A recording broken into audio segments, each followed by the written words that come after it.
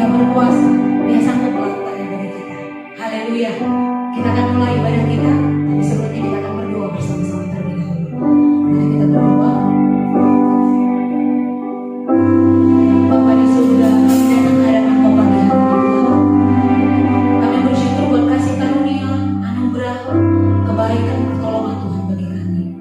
Kalau pagi hari ini kami bisa di tempat kami masing-masing, kami boleh menikmati Tuhan, menikmati kasih setia Tuhan, itu anugerah. Hari ini Tuhan, kami mau mengingat bagaimana Engkau sudah mati bagi kami, bagaimana darah-Mu sudah tercurah bagi kami. Terlalu besar Tuhan kasih-Mu bagi kami, terlalu mahal darah-Mu yang sudah tercurah bagi kami. Dan kami mau lebih Tuhan menikmati Engkau, menaikkan pujian pengagungan hanya bagi Engkau. Kami serahkan ibadah kami kepada Engkau. Dalam nama Tuhan Yesus, kami berdoa dan mengucap syukur. Haleluya. Kita naikkan pujian kita. Telah kulihat bukti kasih-Mu Tuhan, Kau menderita gantikanku. Haleluya. Telah kulihat bukti kasih-Mu, Kau menderita gantikanku. Amin Tuhan. Dengan darah-Mu Kau selamatkan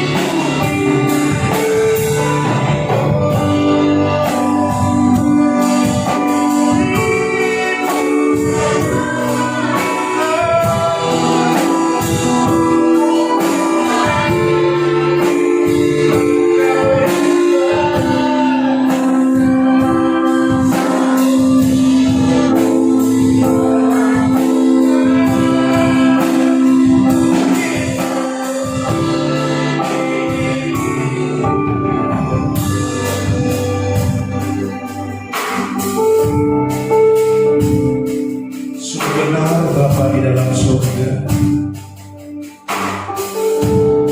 hari ini kami merayakan, bahkan beribadah, mengingat akan pengorbanan-Mu yang luar biasa. Karena salib itu yang memberikan kami hidup. Itu sebabnya hari ini kami bersyukur ya Tuhan, buat pengorbanan-Mu yang luar biasa dalam hidup kami.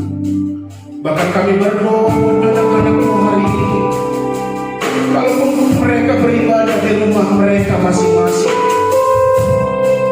jangkau mereka, lawan mereka. Biar kami mengalami kasih-Mu yang luar biasa ini ya Tuhan, pengorbanan-Mu bagi kami. Bahkan hari ini kami mau merenungkan kebenaran firman-Mu. Mari Roh Kudus berbicara lebih lagi dalam hidup kami, bahkan di dalam kehidupan setiap kami yang mendengarkan firman-Mu ini, sehingga kami tetap mencintai-Mu, mengasihi-Mu. Karena kami tahu pengorbanan-Mu sungguh luar biasa. Terima kasih Bapa. Kami mau merenungkan firman-Mu hari ini. Kami siapkan hati kami di dalam nama Tuhan Yesus Kristus. Mari yang percaya dan siap mendengarkan firman Tuhan, kita sama-sama katakan amin. Shalom Bapak Ibu Saudaraku yang dikasihi oleh Tuhan, seluruh jemaat JKI El Gibor dimanapun saat ini berada, baik engkau di rumah, baik engkau di perjalanan, di kos-kos, dan kita masih tetap ada sukacita mengingat akan pengorbanan Yesus yang luar biasa.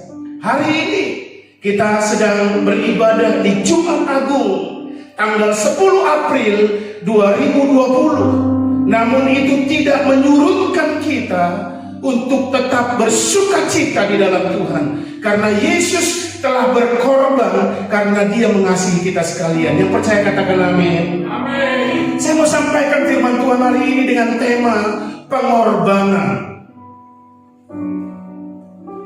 Di hari-hari ini saudaraku yang dikasihi oleh Tuhan, seluruh dunia sedang merayakan yaitu kematian Tuhan Yesus. Kematian Yesus Kristus di kayu salib adalah suatu pengorbanan yang begitu besar, dan tidak ada pengorbanan yang sedemikian rupa. Itu sebabnya ini menjadi sesuatu dasar yang penting bagi kita orang percaya, bagi orang-orang kita yang mengikut Yesus. Ini adalah sesuatu dasar khusus bagi kita orang-orang percaya. Karena kalau kita berbicara tentang pengorbanan, itu adalah subjek yang tidak enak didengar, dan banyak orang tidak suka mendengarkannya. Karena apa saudaraku yang dikasihi oleh Tuhan? Karena hari-hari ini orang lebih banyak untuk berpusat kepada dirinya sendiri. Kalau berbicara soal pengorbanan, itu selalu berbicara sesuatu tindakan yang menguntungkan orang lain. Kalau di dunia sekarang ini, banyak orang yang hanya menguntungkan dirinya sendiri. Hanya banyak orang menguntungkan golongannya sendiri, menguntungkan sukunya sendiri, bahkan menguntungkan kelompoknya sendiri. Sehingga mereka berkata, untungnya buat saya apa? Itu sebabnya berkorban bukan sesuatu pembicaraan atau subjek yang enak untuk didengar, saudaraku yang dikasihi oleh Tuhan. Orang lebih senang mendengarkan pengajaran tentang berkat. Benar nggak saudara? Sehingga mereka berkata, bagaimana saya diberkati oleh Tuhan, bagaimana saya bisa menjadi kaya. Atau orang lebih senang mendengar tentang pengajaran sukses,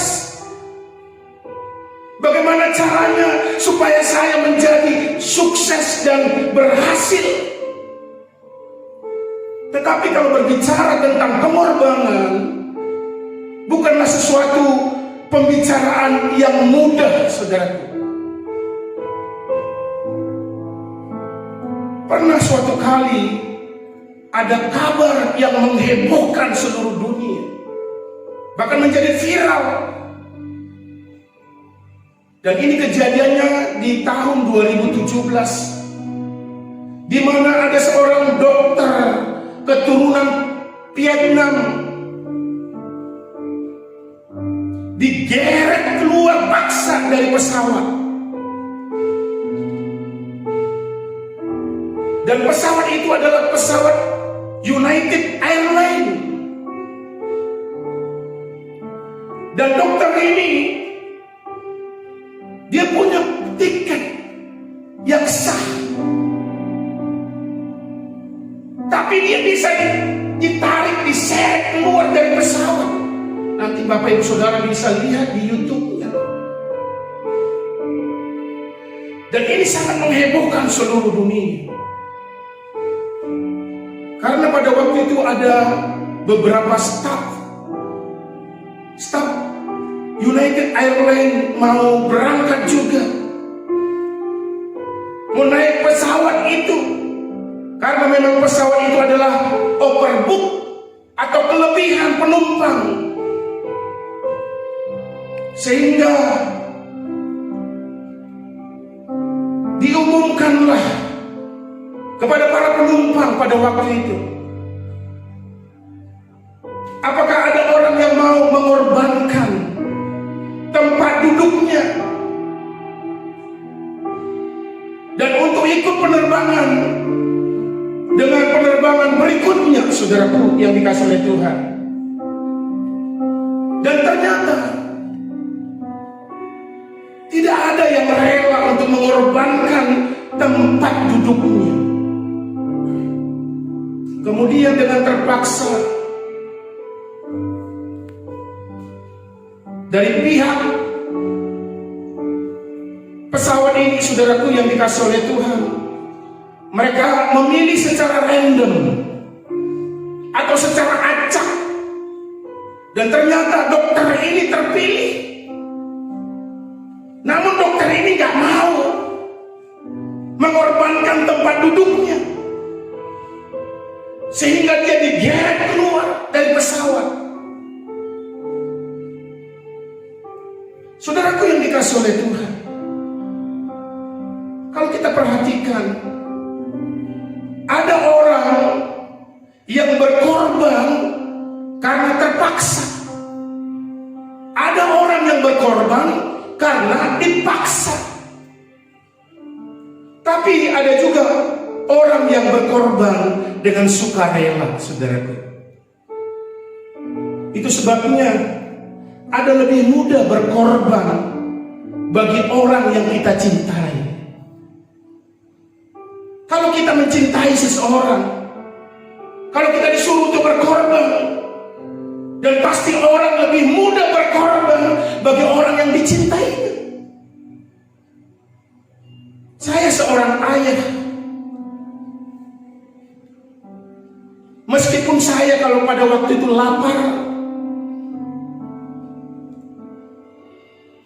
dan saya sedang makan makanan kesukaan saya, kemudian anak saya datang,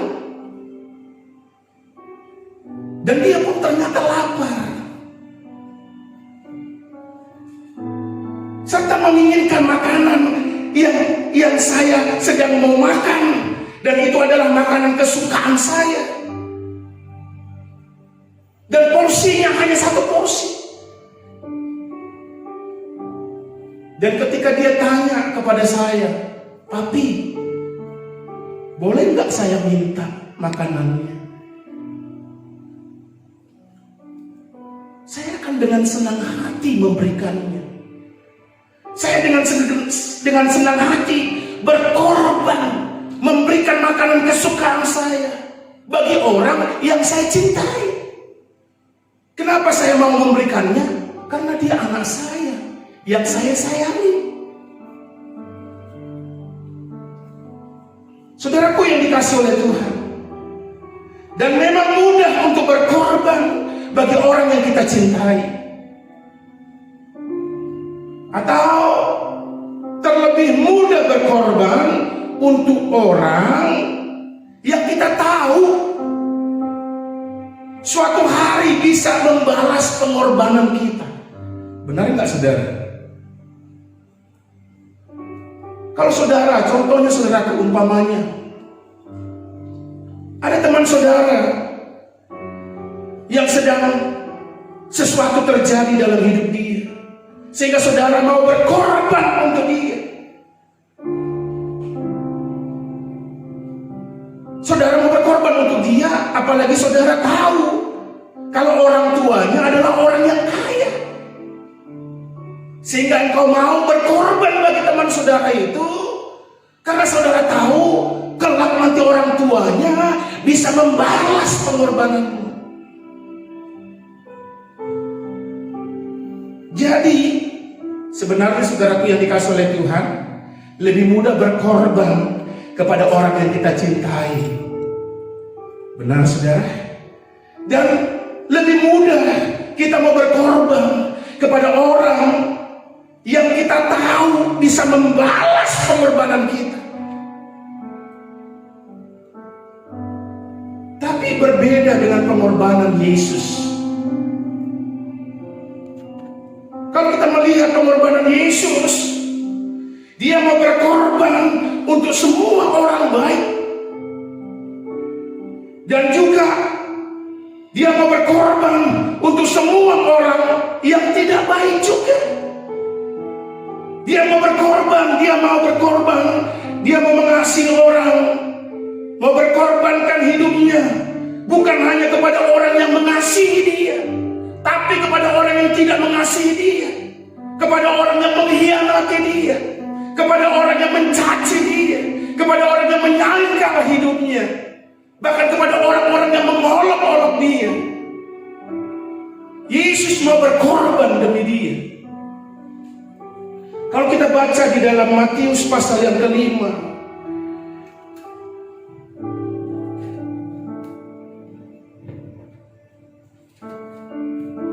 Injil Matius pasal yang ke-5 ayat yang ke-45 sampai ayat yang ke-46, begini bunyi firman Tuhan. Karena dengan demikian kamu menjadi anak-anak Bapamu yang di surga, yang menerbitkan matahari bagi orang yang jahat dan orang yang baik, dan menurunkan hujan bagi orang yang benar dan bagi orang yang tidak benar. Apabila kamu mengasihi orang yang mengasihi kamu, apakah upahmu? Bukankah pemungut cukai juga berbuat demikian? Saudaraku yang dikasih oleh Tuhan, berbicara tentang pengorbanan, berbeda dengan pengorbanan cara Yesus berkorban. Dia mau berkorban kepada orang-orang yang mau memperlakukan dia dengan yang tidak enak. Dan dia juga berkorban bagi orang-orang yang menyangkal dia, yang mengolok-olok dia, bagi orang jahat, bagi orang benar, bahkan orang yang mengasihi dia atau tidak mengasihi dia. Dia tetap mau berkorban bagi mereka. Makanya firman Tuhan di dalam kitab Roma pasal 5 ayat yang ke-8, di sana dikatakan, akan tetapi Allah menunjukkan kasih-Nya kepada kita oleh karena Kristus telah mati untuk kita ketika kita masih berdosa. Kita mau melihat di sini, Bapak Ibu Saudaraku yang dikasih oleh Tuhan, mengapa Yesus mau berkorban bagi kita? Karena Dia mengasihi hidupmu dan hidup saya. Pengorbanannya karena Dia mengasihi kita. Di saat Yesus diperlakukan tidak baik, diolok-olok, oleh prajurit-prajurit. Nanti saudara, kalau kita baca, coba kita lihat dulu di dalam Injil Lukas. Kita masuk dalam firman Tuhan Injil Lukas ini pasal yang ke-23.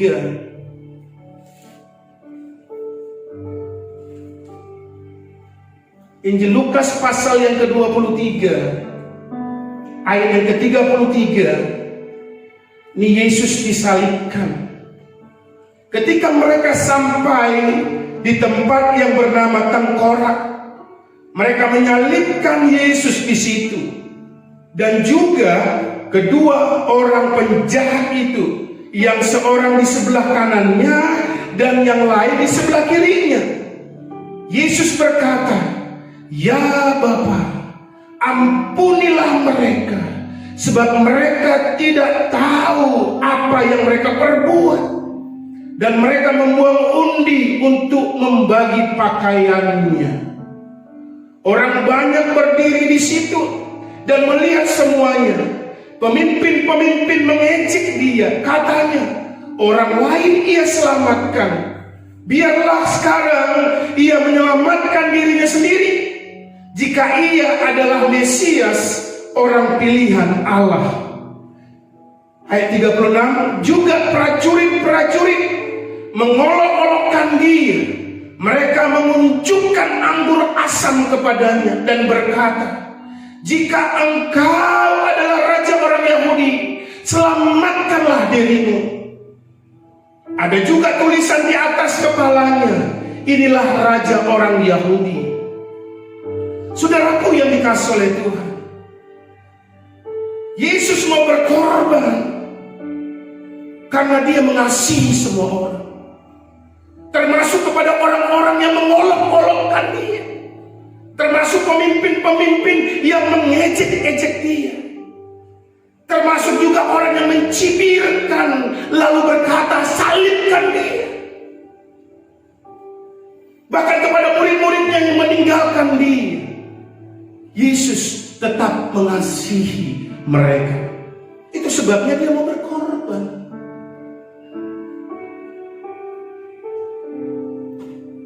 Kasih Yesus, kalau kita melihat saudaraku, adalah sebenarnya kasih agape. Kasih agape ini yaitu kasih tanpa syarat dan tidak pudar meskipun disakiti. Kasih agape tidak pudar meskipun disakiti, meskipun didera, meskipun dihianati, meskipun diolok-olokkan. Kasih agape tidak pudar oleh karena apapun. Dan itulah yang dimiliki oleh Yesus, yaitu kasih agape. Sehingga karena kasih agape inilah yang bisa mengalahkan kebencian, yang bisa mengalahkan segala macam dendam, dan bisa mengalahkan segala macam sakit hati. Saudaraku yang dikasihi oleh Tuhan, kalau seandainya Yesus memiliki sakit hati, dendam, dan dia mau melakukan sesuatu bagi orang-orang yang menganiaya dia, mengolok-olok dia, pasti bisa, saudaraku yang dikasihi oleh Tuhan. Tapi Yesus memiliki kasih agape yang tidak pudar oleh karena apapun, dan tanpa syarat. Bukan karena kebaikan, bukan karena hebatmu, bukan karena engkau kaya atau punya kekayaan, pangkat, jabatan apapun. Tapi selagi engkau masih berdosa sekalipun, Tuhan Yesus mengasihimu. Hal yang kedua, kita mau belajar, kita mau lihat bahwa Yesus juga ada pengampunan. Itu sebabnya ketika dia disakiti, ketika dia dianiaya, ketika dia dihina, difitnah, ditendang, bahkan disalibkan, Yesus masih bisa berdoa, Dan dia berseru kepada bapaknya, "Ya Bapa, ampunilah mereka, sebab mereka tidak tahu apa yang mereka perbuat." Kita melihat bahwa perkataan Yesus ini dan perkataan mengampuni ini hanya bisa keluar dari hati yang suci, hanya bisa keluar dari hati yang murni, dan tidak ada sakit hatinya, dan tidak ada dendam.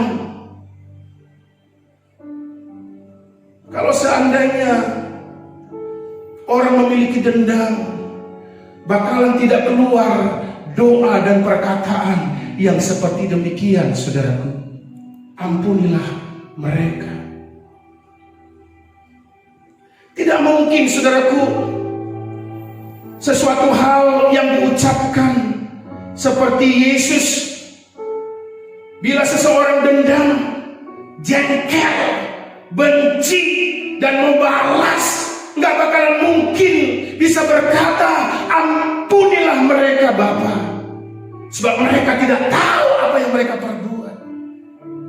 Di sini kita melihat bahwa Yesus hatinya suci, hatinya murni. Biasanya kalau kita disakiti, bila kita diejek, bahkan diperlakukan dengan tidak baik, tidak enak, pasti kita doanya berbeda. Kalau ada dendam, sakit hati, gak suci lagi hatinya, pasti yang keluar doa, dan dari hatinya doanya pasti dengan mau menghukum dia. Tapi berbeda dengan Yesus, karena hatinya suci, hatinya murni. Yang keluar dari hati yang murni adalah mau mengampuni. Yang percaya katakan amin. Hari ini saudaraku yang dikasihi oleh Tuhan, miliki kasih agape dalam hidupmu yang tidak pudar oleh karena apapun. Sekalipun disakiti, sekalipun mungkin engkau sepertinya mengalami tekanan, dianiaya, disakiti, dihina, difitnah sekalipun, miliki hati yang suci, hati yang murni seperti Yesus kasih agape.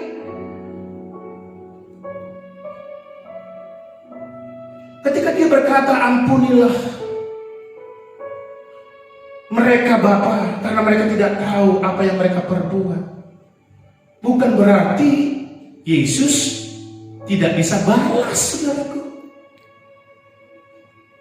Ketika Yesus berkata demikian, bukan berarti Yesus dalam posisi yang tidak bisa membalas.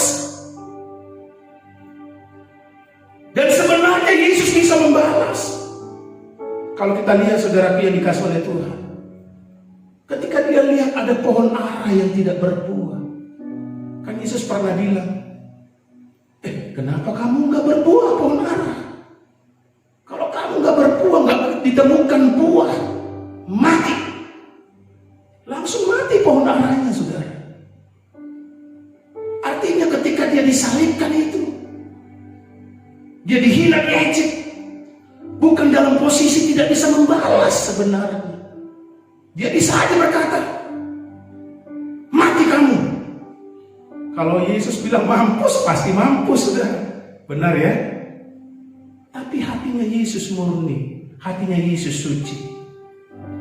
Makanya ketika Yesus waktu ditangkap di Getsemani, lalu murid-muridnya dengan berani ambil pedang, ambil senjata, lalu dia mulai potong telinga para serdadu tentara itu, salah seorang dari mereka yang memenangkan Yesus. Lalu Yesus katakan kepada Petrus, "Sarungkan pisau." Lalu kalau kita baca di dalam Matius pasal 26 ayat 23, Yesus berkata, "Atau kau sangka Atau kau sangka bahwa aku tidak dapat berseru kepada Bapakku, bahwa ia segera mengirimkan lebih dari 12 pasukan malaikat membantu aku? Saya baca sekali lagi. Atau kau sangka bahwa aku, coba kita lihat ya, di dalam Injil Matius pasal yang ke-25. Matius pasal 25 ayat yang ke-53. Di sana dikatakan, Matius 26 ayat yang ke-53. Matius 26 ayat yang ke-53. Atau kau sangka bahwa aku tidak dapat berseru kepada Bapakku supaya ia segera mengirim lebih dari 12 pasukan malaikat membantu aku? Artinya, saudaraku yang dikasih oleh Tuhan, bukan Yesus tidak bisa membalas. Dia panggil malaikat, dia berpasukan bisa untuk membebaskan dia dari tangkapan orang-orang Romawi pada waktu itu.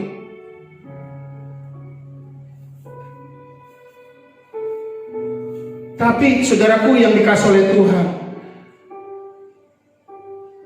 disitulah Yesus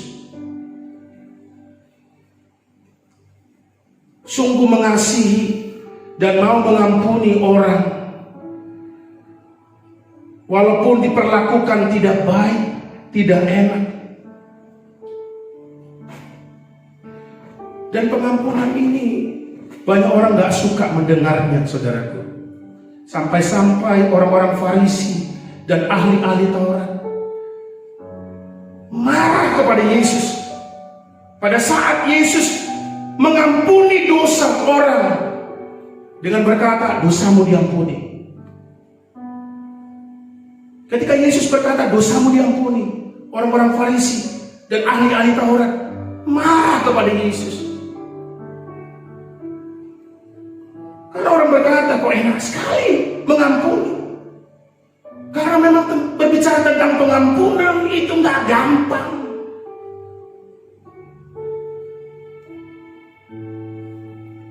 Itu sebabnya Yesus ketika bertemu dengan perempuan yang berzina, dia berkata, dosamu diampuni.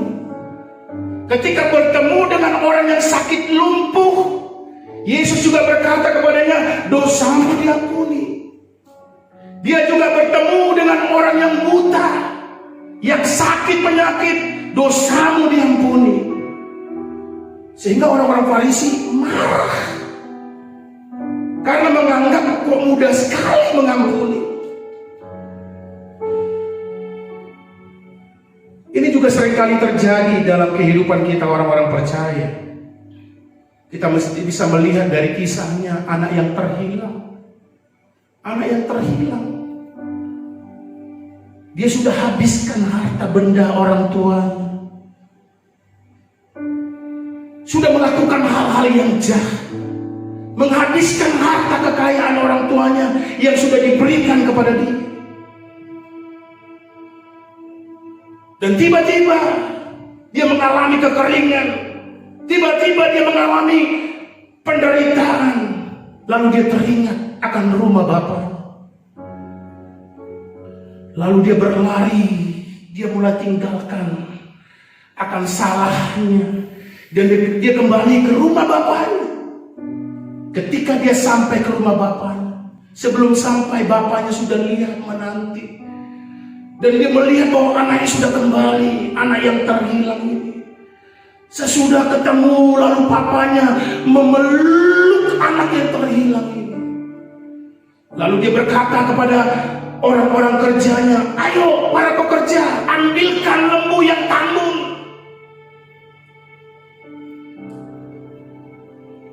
Dan olah itu, dan kita akan merayakan kepulangan anakku yang terhilang ini. Dan akhirnya anak yang terhilang ini, saudaraku, dapat pengampunan bapaknya yang luar biasa. Dikenakan pakaian baru, dikenakan dengan sepatu dan lain sebagainya, diberikan yang terbaik. Tapi ketika itu abangnya pulang, mungkin pulang dari kerja, Lalu dia dengar kok ada nyanyian-nyanyian, kok ada hiruk pikuk, kok ada suara yang tertawa. Ketika dia tanya, ada apa gerangan? Dan dia ketahui, saudaraku yang dikasih oleh Tuhan, bahwa adiknya telah kembali. Lalu dia marah kepada bapaknya. Bapak, mengapa Bapak membuat pesta yang besar dan menerima anak yang selama ini yang sudah menghabiskan harta Bapak dan yang sudah berfoya-foya dan sudah meninggalkan kita? Padahal aku selama ini ada di rumah Bapak, nggak pernah Bapak buat pestaku dengan teman-teman. Di sini saudaraku yang dikasih oleh Tuhan, bahwa pengampunan Bapa lebih dari segalanya. Apapun kondisimu, apapun persoalanmu, apapun latar belakangmu, bila engkau kembali datang kepada Tuhan, Tuhan memberikan pengampunan yang luar biasa, pengampunan yang tidak terbatas itu. Itu sebabnya saudara yang dikasih oleh Tuhan, pengampunan ini kita peroleh dari pengorbanan Yesus. Ketika kita datang dan percaya kepada Tuhan, kita diampuni setiap pelanggaran dan dosa kita. Mungkin kita berkata, bagaimana mungkin, kok gampang sekali. Coba kita baca di dalam Injil Lukas yang tadi, saudaraku, pasal yang ke-23, ayat yang ke-39. Seorang dari penjahat yang digantung itu menghujat dia, katanya, bukankah engkau adalah Kristus? Selamatkanlah dirimu dan kami. Tetapi yang seorang menegur dia, katanya, tidakkah engkau takut juga tidak kepada Allah, sedangkan kau menerima hukuman yang sama? Kita memang selayaknya dihukum, sebab kita menerima balasan yang setimpal dengan perbuatan kita. Tetapi orang ini tidak berbuat sesuatu yang salah. Kalau kita perhatikan, saudaraku yang dikasih oleh Tuhan, kita melihat bahwa salib bagi orang lain, salib itu merupakan sebuah hukuman untuk orang-orang jahat dan orang-orang narapidana.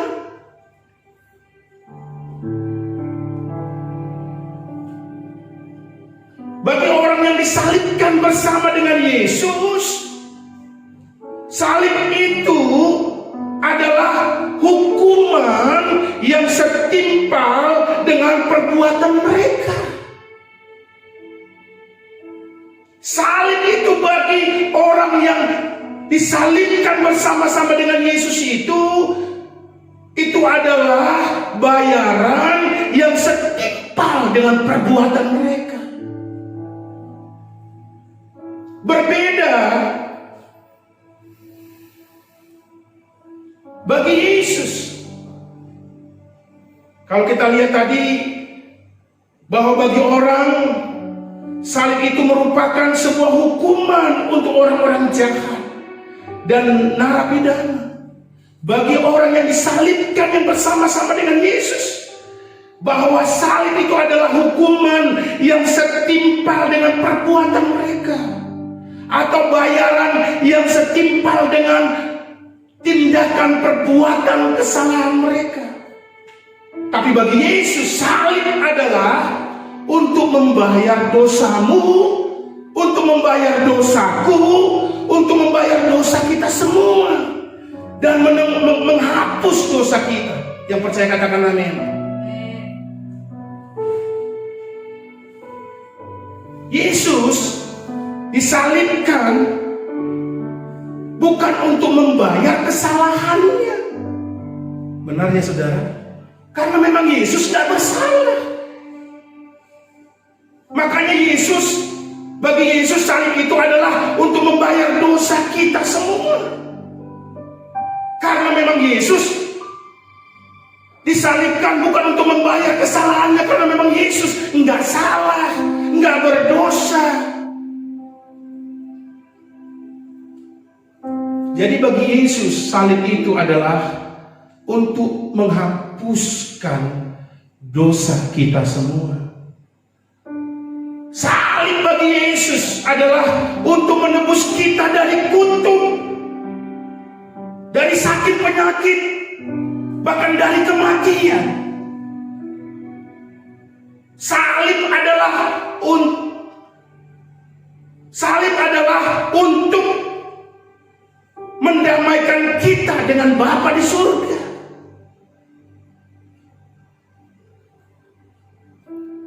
Kalau kita baca dalam 2 Korintus pasal yang kelima, 2 Korintus pasal yang kelima ayat 18 sampai ayat yang ke-19. Sebab itu sama seperti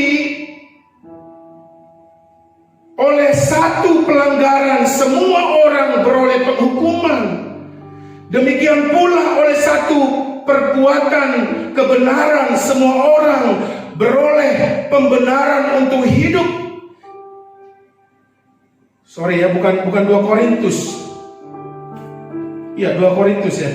Jadi sama seperti oleh ketidakbenaran, ketidaktaatan satu orang, semua orang telah menjadi orang berdosa. Demikian pula oleh ketaatan satu orang, semua orang menjadi benar. Artinya saudaraku, di dalam 2 Korintus, bukan di Roma ya. Tadi baca 2 Roma. Maafkan saya, di dalam 2 Korintus pasal yang kelima ayat yang ke-18 sampai 19. Dan semuanya ini dari Allah yang dengan perantaraan Kristus telah mendamaikan kita dengan dirinya, dan yang telah mempercayakan pelayanan pendamaian itu kepada kami. Sebab Allah mendamaikan dunia dengan dirinya oleh Kristus, dengan tidak memperhitungkan pelanggaran mereka. Ia telah mempercayakan berita pendamaian itu kepada kami. Jadi salib bagi Yesus Kristus sebenarnya adalah untuk mendamaikan kita dengan Bapa di surga. Itu sebabnya kalau kita percaya akan perbuatan Yesus Kristus mati di kayu salib, maka pelanggaran kita diampuni, dihapuskan.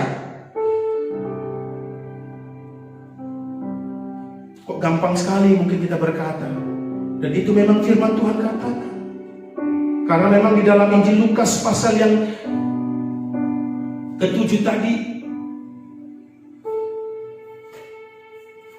Injil Lukas pasal yang ke-23 tadi, saudaraku, ayat 42. Di sana dikatakan Injil Lukas pasal yang ke-23 tadi ayat yang ke-42.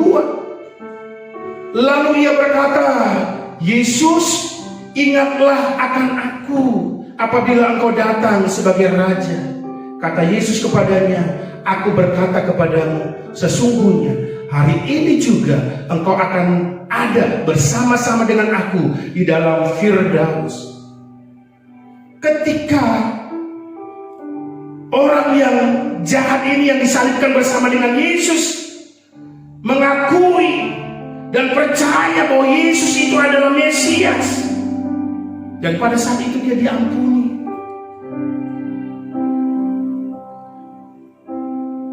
Makanya firman Tuhan berkata, barang siapa yang percaya tidak akan binasa, melainkan beroleh hidup yang kekal.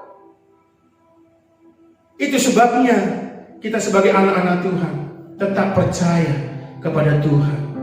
Yesus telah berkorban bagimu dan bagi saya, karena dia mengasihiku,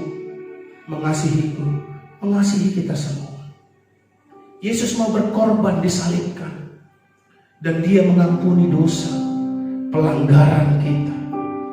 Bahkan Yesus mengampuni setiap kesalahan kita. Bahkan Dia mau mendamaikan kita dengan Bapa di surga. Bahkan Dia mau menebus kita dari kutuk, dari sakit penyakit, bahkan dari kematian. Oleh sebab itu, mari kita tetap percaya kepada Tuhan. Kita harus syukuri akan pengorbanan Tuhan Yesus yang telah mati bagi kita. Kita berterima kasih kepada Tuhan kalau hari ini kita bisa merayakan bahkan Jumat Agung, pengorbanan Yesus yang luar biasa. Kita diingatkan kembali betapa Yesus mengasihi kita, betapa Dia telah mengampuni dosa dan pelanggaran kita, betapa salib itu adalah untuk mengampuni dosa kita, menebus kita dari sakit penyakit, dari kutuk, dari kematian, bahkan mendamaikan kita dengan Bapa di surga. Mari siapkan hatimu bagi engkau hari ini.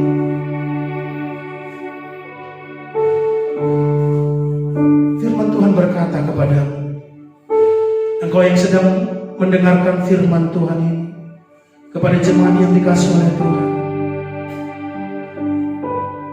kalau ada kesalahanmu, latar belakangmu mungkin jahat, mungkin engkau sedang melakukan kesalahan di hadapan Tuhan, mari datang kepada Tuhan. Percaya bahwa Yesus disalibkan adalah untuk menebus engkau dari kutuk itu, mengangkat engkau dari lumpur dosa, supaya engkau menjadi orang yang berharga di mata Tuhan.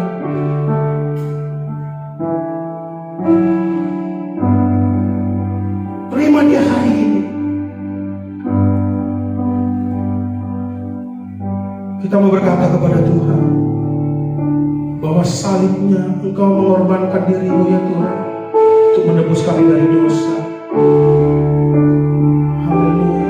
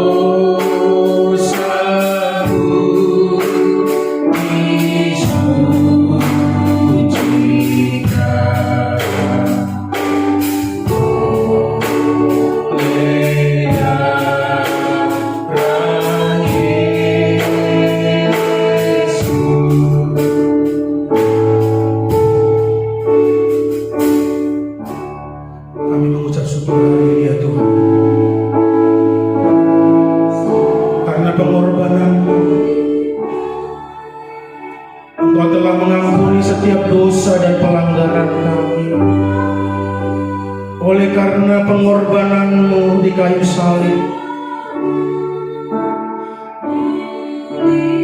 untuk menebus kami dari dosa, dari kutuk, dari sakit penyakit, dari kematian.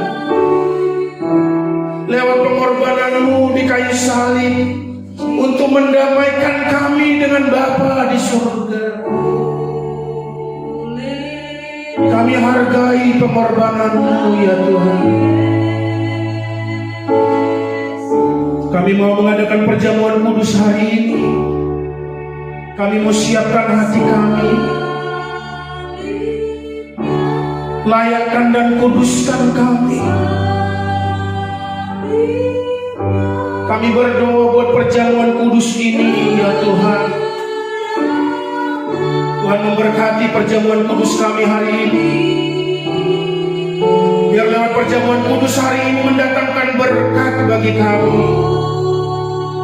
mengubah kutuk jadi berkat, sakit penyakit disembuhkan, kegagalan menjadi keberhasilan. Kami berdoa berkat-Mu yang turun atas perjamuan kudus ini di dalam nama Yesus Kristus Tuhan. Salibnya,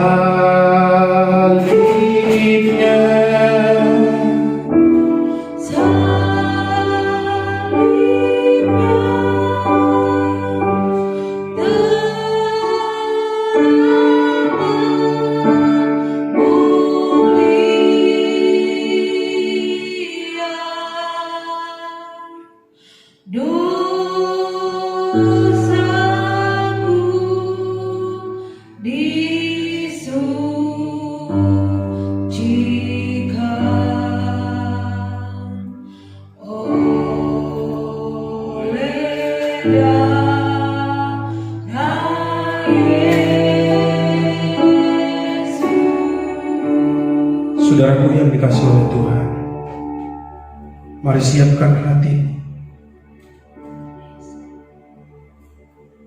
Kita mau dengarkan firman Tuhan. Angkat roti di sebelah tangan kananmu. Pandang dengan iman bahwa ini adalah tubuh Kristus. Sebab pada malam hari waktu Yesus mau diserahkan, Ia mengambil roti, lalu Dia memecah-mecahkannya dan bersyukur, serta berkata, ini adalah tubuhku yang diserahkan bagi kamu. Perbuatlah ini setiap kali kamu memakannya, menjadi peringatan akan aku. Saudaraku yang dikasihi oleh Tuhan, kita mau terima tubuh Kristus ini. Dia yang telah berkorban, telah mati bagi kita. Dia terpecah-pecah tubuhnya, dan Dia berikan kepada kita untuk kita makan, supaya kita menjadi tubuhnya yang berharga bagi. Dan kebangkitan kelak kita akan dibangkitkan bersama-sama dengan Dia. Terimalah dan makanlah di dalam nama Tuhan Yesus Kristus. Mari kita makan bersama-sama.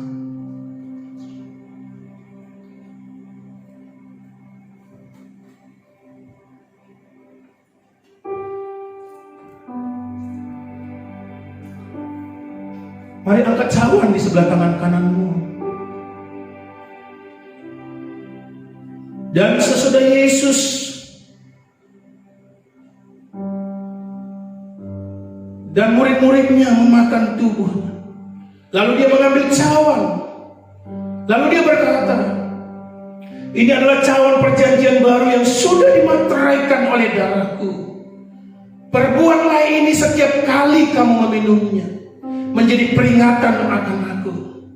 Sebab setiap kali kamu makan tubuhku dan minum darahku, engkau memberitakan kematianku sampai aku datang kembali, kata Yesus. Yesus memberikan darahnya, dan kita tahu darahlah yang memberikan kehidupan bagi setiap makhluk hidup, supaya setiap makhluk hidup bisa hidup. Demikian juga Yesus memberikan darahnya, tertumpah darahnya, supaya kita boleh hidup di dalam Yesus, hidup di dalam kebenarannya. Terimalah darah Kristus ini di dalam nama Yesus Kristus. Mari kita terima dan minum bersama-sama.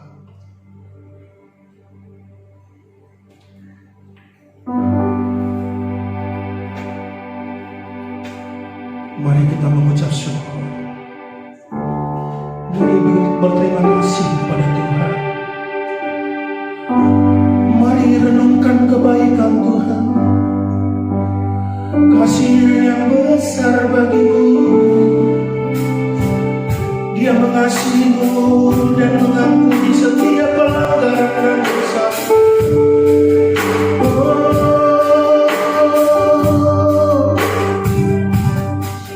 Haleluya, haleluya.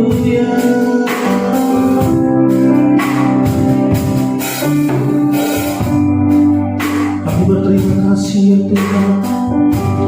Karena salib-Mu kami hidup ya Tuhan. Haleluya. Karena salib-Mu ku hidup. Karena salib-Mu ku menang. Engkau yang berkuasa, sanggup untuk melakukan mujizat karena